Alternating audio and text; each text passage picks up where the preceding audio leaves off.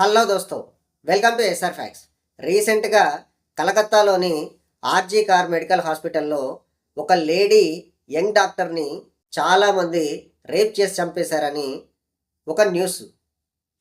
ఎప్పటి నుంచి న్యూస్? దాదాపుగా 2 వీక్స్కి ఎక్కువనే అవుతుంది ఈ న్యూస్ రాబట్టి. అయినా కూడా దోషుల్ని ఇంకా వాళ్ళ మీద ఎలాంటి యాక్షన్ తీసుకోకపోవడం మన న్యాయ వ్యవస్థ మీదే చాలామందికి డౌట్ కలుగుతుంది. కాబట్టి దాని గురించి ఇప్పుడు ఈ వీడియో చేస్తున్నాను. ఆ అమ్మాయి కడుపులో 150 ఎంజీల వీర్యం దొరికిందంటే ఆ అమ్మాయిని ఎంత నరకయాతన పెట్టి చంపేసి ఉంటారో మీరే ఆలోచించండి.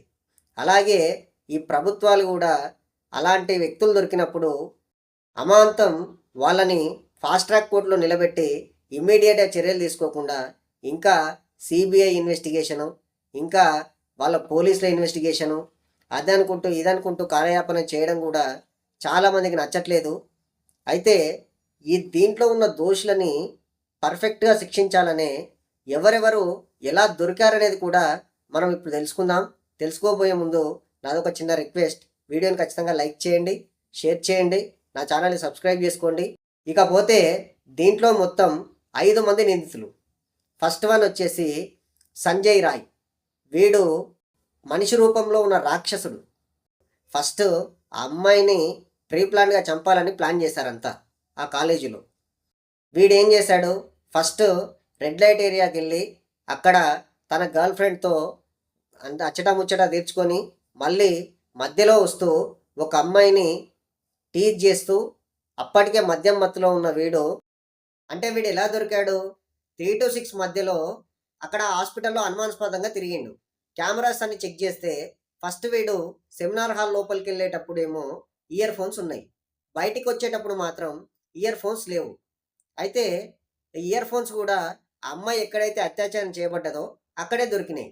సో డైరెక్ట్గా వీడే దోషి అని చెప్పి, వీడే అత్యాచారం చేసిందని చెప్పి వాళ్ళు అరెస్ట్ చేశారు. కానీ ఇక్కడ ట్విస్ట్ ఏంటంటే వీడు అత్యాచారం చేసిన తర్వాత ఫస్ట్ ఏం చెప్పాడు? ఈ అత్యాచారం చేసింది నేనే, నన్ను ఉరి తీసుకోండి అని చెప్పి బహిరంగంగా చెప్పేసిండు. దీని తర్వాత లై డిటెక్టర్ టెస్ట్ చేస్తారు కదా, సిబిఐకి అప్పగించేసారు కేసు. లై డిటెక్టర్ టెస్ట్ చేసినప్పుడు ఈ అత్యాచారం చేసింది నేను కాదు, నాకు ఎలాంటి సంబంధం లేదు ఈ కేసుతోని, నా పైన బలవంతంగా రుద్దడానికి ట్రై చేస్తున్నారు, ఇదంతా చేసింది ఆ హాస్పిటల్లో ఉన్న ప్రిన్సిపల్ సందీప్ ఘోష్ అండ్ అక్కడ ఉన్న జూనియర్ డాక్టర్లు ఇంకా చాలామంది ఉన్నారని చెప్పి వీడిప్పుడు కొత్తగా మళ్ళీ పుల్లరాజు చేసిండు అక్కడ. అంటే ఈ కేసులో ఇంకా చాలామంది ఉన్నారు. వీడు ఫస్ట్ విట్నెస్. సెకండ్ విట్నెస్ వచ్చేసి హాస్పిటల్ ప్రిన్సిపల్ సందీప్ ఘోష్. వీడు ఎంత దుర్మార్గుడు అంటే మొత్తం అవయవాలు స్మగ్లింగే. అక్కడ ఉన్న మెడిసిన్స్ అన్నీ బయటికి అమ్మడం, డబ్బులు పోజేసుకోవడం, ఇంకా సెక్స్ రాకెట్ నడపడం, ఇంకా ఆ హాస్పిటల్ నుంచి ఏదైనా కాంట్రాక్ట్ వస్తుంది కదా, దాంట్లో 20% డిమాండ్ చేసేటోడంట. అంటే మనుషులని అడ్డం పెట్టుకొని వ్యాపారం చేసిన వీడు. అలాంటి దుర్మార్గుణ్ణి ఎలా వదిలేస్తారు అసలు? అందులోనూ ఈ అమ్మాయి చనిపోయిందని చెప్తే వీడేం చేశాడు? ఆ అమ్మాయికి సైకలాజికల్ ప్రాబ్లం ఉంది, అందుకే సూసైడ్ చేసుకున్నదని చెప్పేసిండు. అందులోనూ ఆ హాస్పిటల్ యాజమాన్యం కూడా ఏం చేసింది? ఈ అమ్మాయి చనిపోయిన దగ్గర చుట్టుముట్టు సిబిఐ ఇన్వెస్టిగేషన్ ఉన్నప్పుడు కంప్లీట్గా క్లోజ్ చేసి పెడతారు కదా, అక్కడ మొత్తం రినోవేషన్ వర్క్ చేసింది. అంటే అక్కడ ఉన్న ప్రూఫ్స్ అన్నీ మాయం చేయడానికే వీళ్ళు ఇదంతా చేస్తున్నారనమాట. అందులోనూ సిబిఐ ఇన్వెస్టిగేషన్ నడుస్తున్నప్పుడు పోలీసుల పహారా ఉంటుంది కదా, పోలీసులు కూడా ఎంత దారుణంగా వివరించారో చూడండి ఈ కేసులో. ఫస్ట్ ఏం చేశారు? ఎఫ్ఐఆర్ ఫైల్ చేయడానికి లేట్గా ఫైల్ చేసారు. ఈ అమ్మాయి చనిపోయిన తర్వాత 13 గంటలకు ఎఫ్ఐఆర్ ఫైల్ అయింది. దాని తర్వాత ఆ హాస్పిటల్లో డాక్టర్లు ధర్నా చేస్తున్నప్పుడు శాంతియుతంగా చేస్తున్నారు వాళ్ళు.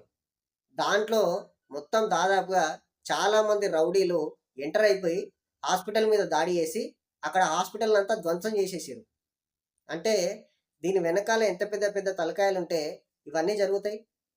ఈ కేసులో థర్డ్ విట్నెస్ వచ్చేసి పోలీసులనే. ఎందుకంటున్నా అంటే సొసైటీని కాపాడాల్సిన పోలీసులే న్యాయాన్ని పక్కన పెట్టి అన్యాయం వైపు నిలబడి వాళ్ళు ఏం చేయకుండా చేతులెత్తేసి నిలబడుతున్నారంటే దాని అర్థం ఏంది?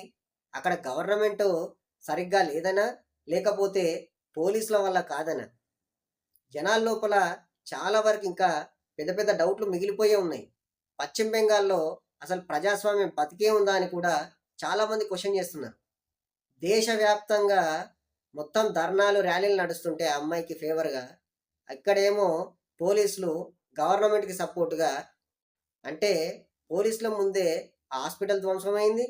పోలీసులున్నప్పుడే అక్కడ ధర్నాలో రౌడీలంతా చొరబడి ఆ హాస్పిటల్‌ని ధ్వంసం చేస్తారు. అక్కడ రెనోవేషన్ జరుగుతది పోలీసులున్నప్పుడే. సీబీఐ ఇన్వెస్టిగేషన్ ఉన్నా కూడా అక్కడ రెనోవేషన్ నడుస్తుందంటే అక్కడ గవర్నమెంట్ ఎలా ఉందో మీరే ఆలోచించండి. ఇకపోతే ఫోర్త్ విట్నెస్ వచ్చేసి లాయర్స్. సమాజాన్ని సరైన పద్ధతిలో పెట్టాల్సిన లాయర్సే ఇప్పుడు ఆ సందీప్ ఘోష్, సంజయ్ రాయ్ వైపు నిలబడి వాదిస్తున్నారంటే మన ప్రజాస్వామ్యం సిగ్గుతోని తలదించుకోవాలసలు. అంటే ఆ అమ్మాయికి అన్యాయం జరిగింది. దాన్ని ప్రూవ్ చేయాల్సిన లాయర్సే గవర్నమెంట్ తరపున దాదాపు 26 మందంట. వాళ్ళు వీళ్ళని కాపాడడానికి ట్రై చేస్తుర్రంట. అంటే మనం ఎక్కడున్నామో అర్థం చేసుకోండి. దీంట్లో ఫిఫ్త్ విట్నెస్ వచ్చేసి మెయిన్ విట్నెస్ ఈమెనే. పశ్చిమ బెంగాల్ సీఎం మమతా బెనర్జీ గారు. ఈమెను చూసి నవ్వాలనో, ఏడవాలనో, అసలు ఏం చేయాలనో అర్థమైతలేదు అసలు. ఆమె న్యాయం కావాలని చెప్పి ర్యాలీ తీస్తుంది. అంటే నా చేతిలో ఏం లేదనా? హోమ్ మినిస్టర్ ఆమెనే, హెల్త్ మినిస్టర్ ఆమెనే, చీఫ్ మినిస్టర్ ఆమెనే అక్కడ. అయినా కూడా ఆమె ర్యాలీ తీయడం ఏందండి దరిద్రంగా? అసలు గవర్నమెంట్ నడుపుతున్నదే ఆమె. ఆమె న్యాయం కావాలని చెప్పి రోడ్డెక్కితే అక్కడ మరిగా జనాల పరిస్థితి ఏందో మీరే అర్థం చేసుకోండి. మళ్ళీ ఆమె టీవీ డిబేట్కి వచ్చి డాక్టర్లు శాంతియుతంగా అక్కడ ధర్నా చేస్తూ టీవీ డిబేట్లోకి ఈమెను ఆహ్వానిస్తే ఈమె వచ్చి ఆ డాక్టర్లతో ఏం మాట్లాడుతుంది? మీరు నక్సలైట్లు, మీరు అది ఇది అని చెప్పి తిట్టి వెళ్ళిపోయింది ఆమె. అంటే ఆమె ముఖ్య ఉద్దేశం ఏంది? ఎంత జరుగుతున్నా కూడా ఆమెను క్వశ్చన్ చేయొద్దు. క్వశ్చన్ చేస్తే వాళ్ళే తప్పు అన్నట్టు వాళ్ళని తిట్టడం, వాళ్ళ పైన అసహనంగా కోపగించుకొని వెళ్ళిపోవడం ఈమె పని అయిపోయింది. అసలు పశ్చిమ బెంగాల్లో ఒక అమ్మాయి రేప్ జరిగితే వాళ్ళ మీద యాక్షన్ తీసుకోవాల్సింది పోయి ఆమెనే చేతులు ఎత్తేసి నిలబడి నాకు న్యాయం కావాలని చెప్పి అడుగుతుందంటే ఆమె రూలర్గా ఫెయిల్ అయినట్టా కాదా? మీరే చెప్పండి. మీ కామెంట్స్ రూపంలో ఖచ్చితంగా రాయండి ఇది. అందులోనూ ఆ లేడీ డాక్టర్ ఎంత నరక యాతన అనుభవించి చనిపోయి ఉంటుందండి. మానవత్వ కోణంలోనైనా ఆలోచించి వీళ్లకు ఎలాంటి శిక్షలు విధించాలో మీరే కామెంట్స్ రూపంలో రాయండి. సేమ్ ఇలాంటి సంఘటనే మమతా బెనర్జీ గారి ఇంట్లో ఉన్న అమ్మాయికి జరిగితే వాళ్ళు ఇలాగే ఊరుకుంటారా? ఇలాగే రియాక్ట్ అవుతారా? మీరే ఆలోచించండి. అంటే న్యాయ వ్యవస్థకి న్యాయం చేయలేని లీడర్స్ కూడా ఒక లీడర్సేనా? మీరే ఆలోచించండి. కామెంట్స్ రూపంలో ఖచ్చితంగా వీళ్ళ రూలింగ్ గురించి రాయండి. ఎందుకంటే జనాలకు కూడా నిజానిజాలు తెలియాలి. అసలు ఆ కేసు అనేది టేకప్ చేయాల్సిన వాళ్ళు ఎవరు? ఫస్ట్ సీఎం మమతా బెనర్జీ గారే టేకప్ చేయాలి. ఏదో నామకే వాసనాలు డైలాగులు వదిలేసింది, జనాల మీద పడి ఏడుస్తుంది, ఇంకా జనాలను అడ్డం పెట్టుకొని డ్రామాలు ఆడుతుంది ఆమె. న్యాయం చేయాలి కదా వాళ్ళకి. అంత అన్యాయం జరిగినప్పుడు. ఇంతకుముందు తెలంగాణలో కూడా ఇలాంటివే జరిగినాయి. కేసీఆర్ గారు ఎలా రియాక్ట్ అయ్యారో మీరు చూశారు కదా. వాళ్ళకు న్యాయం జరిపించారా లేదా? సో ఇలాంటి రూలర్స్ ఉండడం వల్ల మన కంట్రీకి కూడా అంత శ్రేయస్కరం కాదు.